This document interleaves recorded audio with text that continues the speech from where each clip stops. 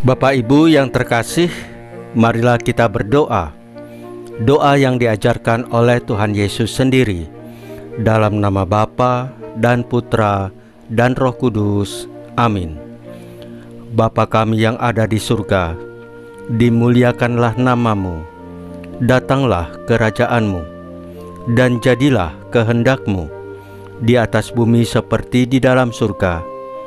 Berilah kami rejeki pada hari ini, dan ampunilah kesalahan kami, seperti kami pun mengampuni yang bersalah kepada kami.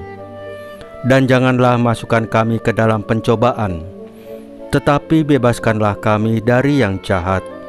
Ya Roh Kudus, hadirlah saat ini untuk memimpin dan membimbing kami dalam membaca firman Tuhan Yesus dan merenungkannya, sehingga kami dapat mengerti maknanya dan dapat kami laksanakan dalam hidup kami sehari-hari di tengah masyarakat kami. Pembacaan Injil Lukas bab 18 ayat 9 sampai dengan ayat 14. Pemungut cukai didengarkan Allah, orang Farisi tidak. Sekali peristiwa, Yesus mengatakan perumpamaan ini kepada beberapa orang yang menganggap dirinya benar dan memandang rendah semua orang lain. Ada dua orang pergi ke bait Allah untuk berdoa. Yang satu adalah orang Farisi, dan yang lain pemungut cukai. Orang Farisi itu berdiri dan berdoa dalam hatinya begini: Ya Allah, aku mengucap syukur kepadamu, karena aku tidak sama seperti semua orang lain. Aku bukan perampok, bukan orang lalim, bukan pezina, dan bukan juga seperti pemungut cukai ini. Aku berpuasa 2 kali seminggu. Aku memberikan 1/10 dari segala penghasilanku. Tetapi pemungut cukai itu berdiri jauh-jauh. Bahkan ia tidak berani menengadah ke langit, melainkan ia memukul diri dan berkata, Ya Allah, kasihanilah aku orang berdosa ini. Aku berkata kepadamu, orang ini pulang ke rumahnya sebagai orang yang dibenarkan Allah, sedang orang lain itu tidak. Sebab barang siapa meninggikan diri akan direndahkan, dan barang siapa merendahkan diri akan ditinggikan. Demikianlah sabda Tuhan. Terpujilah Kristus. Bapak Ibu yang terkasih, firman hari ini menyingkapkan satu rahasia kerajaan surga yang seringkali tersembunyi dari mata manusia, bahwa Tuhan tidak mencari kesombongan, tapi hati yang hancur dan kerendahan hati di hadapannya. Dalam Injil hari ini, Yesus memberi kita perumpamaan dua orang yang datang berdoa ke bait Allah, seorang Farisi dan seorang pemungut cukai. Yang satu berdiri tegak, menghitung segala jasanya di hadapan Tuhan. Yang satu lagi bahkan tidak berani menatap ke langit, hanya menunduk sambil memukul dadanya, berkata, Ya Allah, kasihanilah aku orang berdosa ini. Dan Yesus berkata, Aku berkata kepadamu, orang ini pulang ke rumahnya sebagai orang yang dibenarkan Allah, dan bukan orang itu. Mengapa? Karena Tuhan melihat hati, bukan prestasi rohani kita. Karena di hadapan salib tidak ada yang lebih tinggi, tidak ada yang lebih rendah. Hanya ada orang-orang yang sama-sama butuh belas kasih. Dalam ajaran gereja Katolik, kerendahan hati adalah fondasi dari semua kebajikan.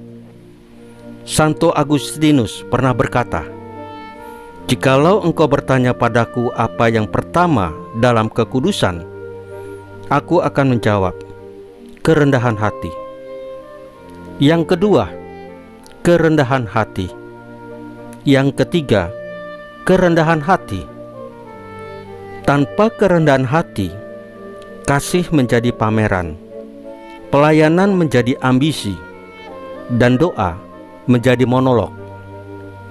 Tapi dengan kerendahan hati, bahkan air mata bisa jadi pujian, dan keheningan pun bisa jadi mazmur yang harum di hadapan Tuhan. Bapak Ibu, lihatlah salib itu. Yesus, Tuhan yang Maha Tinggi, rela turun serendah mungkin, lahir di kandang, hidup tanpa tempat untuk meletakkan kepala, mati di antara penjahat. Itulah kerendahan hati yang menyelamatkan dunia. Maka siapa kita hingga kita berani meninggikan diri di hadapannya?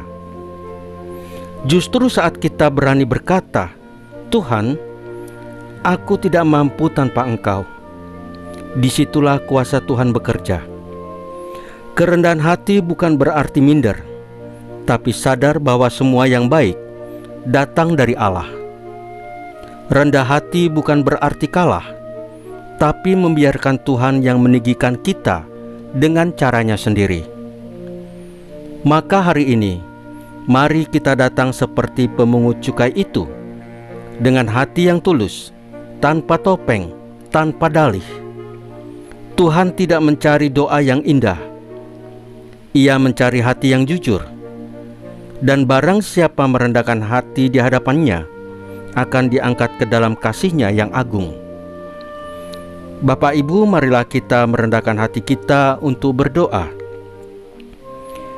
Ya Tuhan Yesus, kami datang kepadamu, dan kami tidak mau lagi berdiri di hadapan-Mu dengan kebanggaan palsu, tapi kami mau menundukkan hati kami. Ampunilah kami atas setiap kesombongan yang kami biarkan tumbuh diam-diam di hati kami.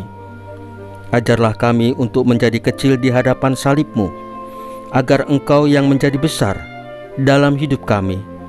Salam Maria, penuh rahmat, Tuhan sertamu.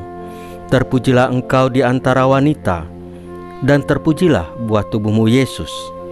Santa Maria Bunda Allah, doakanlah kami yang berdosa ini, sekarang dan waktu kami mati. Ya Tuhan Yesus, tambahkanlah iman kami hanya kepadamu saja, karena hanya Engkaulah Tuhan dan Juru Selamat kami satu-satunya. Tidak ada yang lain. Dalam nama Bapa dan Putra dan Roh Kudus. Amin.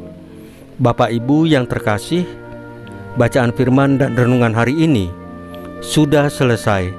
Tuhan Yesus memberkati kita semua.